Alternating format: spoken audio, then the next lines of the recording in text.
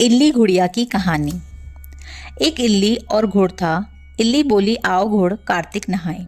गुड़ बोला, तू तो गोरी पड़ी हूँ, तू ही नहा ले, मेरे तो मोट बाजरा पड़ी हूँ, मैं तो नहीं नहाऊंगा।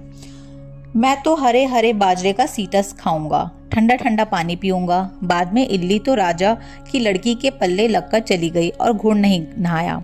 कार्तिक उतरते ही दोनों मर गए। बाद में इल्ली ने कार्तिक नहाने के कारण राजा के घर जन्म लिया और घुड़ राजा के घर गधा बना।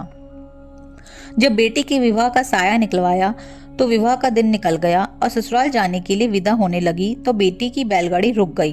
तो राजा रानी बोले कि बैलगाड़ी क्यों रुक गई, तुझे जो चाहिए मांग ले। तब लड़की बोली कि यह गधा मुझे चाहिए। तो वह बोले, यह गधा मांगा है, यह मत ले जो, चाहे और धन दौलत ले जा। परंतु वह नहीं मानी और कहा, मुझे तो यही गधा चाहिए। तो वह गधा रथ के साथ बांध दिया। जब साथ बांध दिया तो वह फुदक फुदक कर भागने लगा। तब लड़की महल में जाने लगी तो उसे सीढ़ी के नीचे बांध दिया।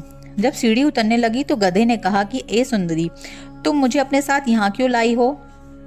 तब लड़की ने पिछले जन्म की कहानी सुनाई और कहा कि जब मैंने कहा था कि आ नहा ले, तब तूने कहा था कि मैं तो बाजरा खाऊंगा और ठंडा ठंडा पानी पीऊंगा। तो आपस की यह बात दुरानी जेठानी ने देख लिया तो देवर को सिखा दिया कि तू क्या जादूगरनी लाया है जो जानवर से बात कर रही है। तो वह बोला कि कानों सुनी नहीं मानता, आंखों से देखकर मानूंगा। दूसरे दिन वह छुपकर बैठ गया और देखा कि रानी महल से नीचे उतरी तो गधा फिर से वही बात बोला तो रानी ने भी वही जवाब दिया। तब वह तलवार निकालकर खड़ा हो गया और बोला कि तू जानवर से क्यों बात कर रही है, तू बात बता दे, नहीं तो तलवार से मारूंगा। तब रानी ने कहा कि औरत का भेद मत खोलो। तब राजा ने कहा कि मैं तेरा पूरा भेद खोलूंगा। तब रानी ने कहा कि पिछले जन्म में मैं तो इल्ली थी और ये घुड़ था। तब मैंने कहा कि आगुड़ कार्तिक नहा ले, तो ये नहाया नहीं, जिससे यह गधा बन गया और मैं राजा के पल्ले के लगकर नहाई तो राजा के घर जन्म लिया। इसलिए मैं तो पिछली बात कह रही थी। यह बातें सुनकर राजा ने कहा कि कार्तिक में नहाने से इतना फल है।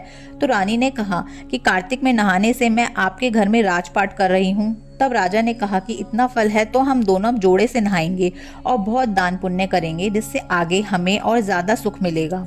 दोनों जने कार्तिक नहाने लगे तो राजा के घर में बहुत धन संपत्ति हो गई। हे कार्तिक महाराज, जैसे इल्ली को सुख दिया वैसा सबको दियो, जैसा गुड़ को दिया वैसा किसी को मत दियो। बोलो कार्तिक के भगवान की जय।